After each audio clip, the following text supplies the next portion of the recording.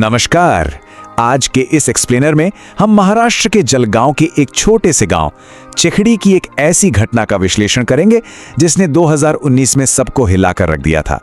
हम किसी सुनी सुनाई बात या अफवाहों पर नहीं जाएंगे, बल्कि एक ऑब्जेक्टिव नजरिए से देखेंगे कि कैसे पुलिस की स्मार्ट इन्वेस्टिगेशन और फोरेंसिक साइंस ने इस खौफनाक मामले की असली सच्चाई को सामने ला दिया। तो चलिए सीधा इस जांच की गहराइयों में उतरते हैं। अब फैक्ट्स पर बात करने से पहले एक बहुत ही बुनियादी बात को समझना जरूरी है। जब भी हम त्याग या प्यार के बारे में सोचते हैं तो सबसे पहला शब्द जो दिमाग में आता है वो है माँ। हमारे समाज में मातृत्व को सबसे पवित्र माना गया है, लेकिन यकीन मानिए इस इन्वेस्टिगेशन के जो तथ्यात्मक नतीजे सामने आएंगे वो इस पूरी धारणा को बहुत ही दर्दनाक तरीके से चकनाचूर कर देंगे। इस केस का अंत कुछ ऐसा है जो इस बुनियादी विश्वास को पूरी तरह से हिलाकर रख देगा। चीजों को अच्छे से समझने के लिए आइए पहले उन 48 घंटों के टाइमलाइन पर नजर डालते हैं जहां से ये सब शुरू हुआ। 2 फरवरी की बात है। 12 साल का मंगेश पाटिल स्कूल से जल्दी घर लौटता है और अचानक कहीं गायब हो जाता है। अगले ही दिन 3 फरवरी को उसका परिवार पुलिस स्टेशन जाकर गुमशुदगी की रिपोर्ट दर्ज करवाता है। मामला तब तक नॉर्मल लग रहा था, लेकिन 4 फरवरी को एक खौफनाक मोड़ आता है। गांव के पास के जंगल में एक ग्रामीण को एक 12 से 13 साल के बच्चे का कटा हुआ पैर मिलता है और बस यहीं से साफ हो गया कि यह सिर्फ एक मिसिंग पर्सन का केस नहीं था। 50, जी हां, पूरे 50 पुलिस अधिकारी। आप अंदाजा लगा सकते हैं कि एक छोटे से गांव में अचानक से इतनी बड़ी पुलिस फोर्स का तैनात होना क्या मायने रखता है। जैसे ही जंगल में वो कटे हुए अंग मिले, पुलिस डिपार्टमेंट को तुरंत समझ आ गया कि मामला कितना सीरियस है। इस छोटे से इलाके में तुरंत 50 पुलिस वालों की एक बड़ी टीम उतार दी गई ताकि बिना वक्त गवाए इस खौफनाक जुर्म की तह तक पहुंचा जा सके। अब उस वक्त गांव में जो दहशत का माहौल था उसे समझने के लिए आपको थोड़ी टाइमिंग समझनी होगी। ये घटना ठीक मौनी अमावस्या के वक्त हुई थी। ये कोई आम अमावस्या नहीं थी, बल्कि 27 साल बाद आने वाली एक बहुत ही रेयर खगोलीय घटना थी। और आपको तो पता ही है, ऐसी चीजों को अक्सर हमारे यहाँ काले जादू या तांत्रिक विद्या से जोड़कर देखा जाता है। बच्चे के शरीर के टुकड़े जिस हालत में मिले थे, उसने इस शक को मानो आग लगा दी कि ये किसी तांत्रिक रस्म का हिस्सा है। डर इतना ज्यादा फैल गया था कि लोगों ने लिटरली अपने बच्चों को स्कूल तक भेजना बंद कर दिया था। यहाँ पे हमें 2 बिल्कुल अलग अलग तस्वीरें देखने को मिलती हैं। एक तरफ पूरा गांव था जो काले जादू और सुपरनैचुरल ताकतों के खौफ में जी रहा था। हर कोई मानकर बैठा था कि ये किसी तांत्रिक का काम है। लेकिन दूसरी तरफ थी हमारी पुलिस टीम। उन्होंने इस पूरे हिस्टीरिया को साइड में रखा और बिल्कुल कोल्ड लॉजिकल अप्रोच अपनाई। उनका पूरा फोकस सिर्फ 3 चीजों पर था: फोरेंसिक, सबूत इकट्ठा करना और लॉजिकल डिडक्शन। ये जांच भावनाओं या अफवाहों की नहीं, बल्कि सिर्फ और सिर्फ ठोस तथ्यों की थी। इन अफवाहों के बीच असली सच को बाहर निकालने के लिए पुलिस ने अपनी इन्वेस्टिगेशन को 3 बहुत ही क्लियर स्टेप्स में बांट दिया। पहला स्टेप था स्निफर डॉग्स यानी खोजी कुत्तों का इस्तेमाल, दूसरा था बाहरी सीसीटीवी फुटेज खंगालना और तीसरा था सस्पेक्ट्स की कड़ी निगरानी। चलिए एक एक करके देखते हैं कि इन तीनों स्टेप्स ने पुलिस को कैसे लीड किया। पहले ही स्टेप में पुलिस के सामने एक ऐसा सुराग आया जिसने सबको हैरान कर दिया। जब पुलिस ने जंगल में क्राइम सीन पर खोजी कुत्तों को छोड़ा तो उन कुत्तों ने बड़ा ही अजीब बर्ताव किया। उन्होंने उस पूरे जंगल को बिल्कुल इग्नोर कर दिया जहां शरीर के अंग मिले थे और सीधा दौड़ते हुए गए और पता है कहां जाकर रुके? मंगेश के अपने घर के दरवाजे पर।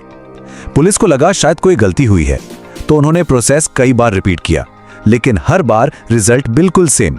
ये इस बात का बहुत बड़ा इशारा था कि अपराधी कहीं बाहर का नहीं बल्कि घर का ही है। इसके बाद दूसरे स्टेप में पुलिस ने सीसीटीवी फुटेज चेक करना शुरू किया। अब चहड़ी एक छोटा सा गांव है तो वहां कैमरे तो थे नहीं, लेकिन पास की ही एक ज्वेलरी शॉप के फुटेज में पुलिस को एक बहुत ही संदिग्ध आदमी दिखा। वो एक भिखारी था जिसके पास एक काफी भारी सा बैग था। पुलिस को लगा बस मिल गया सुराग, शायद इसी बैग में मंगेश को ले जाया गया था। उस भिखारी का स्केच पूरे इलाके में बांट दिए गए, इनाम रख दिए गए, लेकिन ये सिर्फ एक डेड एंड साबित हुआ। इतनी बड़ी तलाशी अभियान के बाद भी पुलिस के हाथ कुछ नहीं लगा। वो लीड बिल्कुल ठंडी पड़ गई। जो बाहरी सुरागों से बात नहीं बनी तो पुलिस को अपनी स्ट्रैटेजी तुरंत बदलनी पड़ी। अब उन्होंने अपना फोकस फिजिकल एविडेंस से हटाकर बिहेवियरल पैटर्न पर शिफ्ट कर दिया। पड़ोसियों से बात करने पर पुलिस का ध्यान मंगेश के एक रिश्तेदार पर गया जिसका नाम था समाधान। वो अक्सर उनके घर आता जाता रहता था। पुलिस ने अब अपनी पैनी नजर समाधान पर गड़ा दी। सवाल यह था कि ऐसा क्या है इसके बर्ताव में जो पुलिस को खटक रहा है। और इसी साइलेंट ऑब्जर्वेशन में पुलिस को एक बहुत ही सस्पिशियस पैटर्न मिल गया। उन्होंने नोटिस किया कि समाधान के घर आने का टाइमिंग बिल्कुल नॉर्मल नहीं था। वो उस घर में सिर्फ और सिर्फ तभी जाता था जब मंगेश के पिता दगदू पाटिल घर पर नहीं होते थे और बच्चे भी स्कूल में होते थे। मतलब घर में सिर्फ मंगेश की मां गीताबाई के अकेले होने पर ही समाधान का वहां जाना ये इन्वेस्टिगेटर्स के लिए एक बहुत बड़ा रेड फ्लैग था। अब पुलिस के पास बिहेवियरल सुराग तो थे, लेकिन उन्हें चाहिए था एक कन्फेशन। तो पूछताछ के दौरान पुलिस ने एक बहुत ही क्लासिक साइकोलॉजिकल ट्रिक यानी एक ब्लफ का इस्तेमाल किया। उन्होंने सीधा समाधान की आंखों में देखकर बहुत ही कॉन्फिडेंस के साथ कहा, हमें ठीक ठीक पता है कि तुमने उसे कैसे मारा और कैसे छुपाया। बस ये एक लाइन काफी थी। पुलिस ने ऐसा प्रिटेंड किया जैसे उनके पास सारे पक्के सबूत हैं।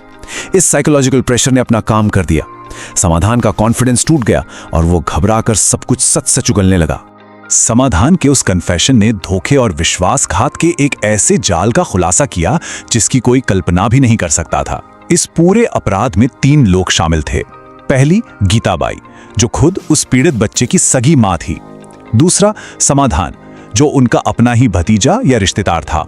और तीसरा समाधान का दोस्त राजेंद्र पाटिल। पुलिस की जांच ने बिल्कुल ऑब्जेक्टिव तरीके से इस बात का खुलासा किया कि इन तीनों के बीच एक अवैध संबंध था जो उसी परिवार की छत के नीचे छुपकर पनप रहा था। अब फाइनली ये साफ हो गया कि 2 फरवरी को असल में हुआ क्या था। देखिए, ये कोई पहले से प्लान किया हुआ मर्डर नहीं था। उस दिन मंगेश स्कूल से एक्सपेक्टेड टाइम से काफी पहले घर आ गया था और जैसे ही वो घर के अंदर गया उसने अपनी मां और राजेंद्र को एक बहुत ही आपत्तिजनक स्थिति में देख लिया। इससे पहले कि वो मासूम बच्चा कुछ समझ पाता या कोई रिएक्शन दे पाता, राजेंद्र ने घबराहट में वहीं पास में पड़ा एक डंडा उठाया और मंगेश के सिर पर एक बहुत ही जोरदार प्रहार कर दिया और उसी एक चोट से मंगेश की वहीं मौत हो गई। लेकिन इस पूरी जांच का सबसे रोंगटे खड़े कर देने वाला हिस्सा वो था जो फोरेंसिक्स ने साबित किया। बच्चे के शरीर को जिस बेरहमी से काटा गया था वो गुस्से में नहीं किया गया था। ये उसकी सगी मां की एक बहुत ही सोची समझी साजिश थी। अपने इस भयानक राज को छुपाने के लिए उन्होंने मौनी अमावस्या के उस अंधविश्वास का पूरा फायदा उठाया। उन्होंने जानबूझकर क्राइम सीन को ऐसा बनाया ताकि पुलिस और गांव वाले यही समझें कि यह किसी तांत्रिक का काम है और शक कभी भी परिवार पर ना जाए। ये पूरा विश्लेषण हमें आखिर में एक बहुत ही विचलित कर देने वाले सवाल के साथ छोड़ जाता है। एक ऐसा केस जिसकी शुरुआत गांव वालों के काले जादू के खौफ से हुई थी, उसका अंत परिवार के सबसे अहम रिश्ते के पूरी तरह से टूट जाने पर हुआ। सोचिए, सिर्फ एक झूठ और एक अवैध रिश्ते को छुपाने के लिए दुनिया के सबसे पवित्र रिश्ते को, एक मां और बेटे के बंधन को इस हद तक कैसे तोड़ा जा सकता है। यह इन्वेस्टिगेशन सिर्फ एक जुर्म का पर्दाफाश नहीं करती, बल्कि हमें यह भी दिखाती है कि कैसे पुलिस की लॉजिकल और फोरेंसिक अप्रोच उस खौफनाक सच तक पहुंच सकती है जहां तक हमारी सोच भी नहीं जा पाती।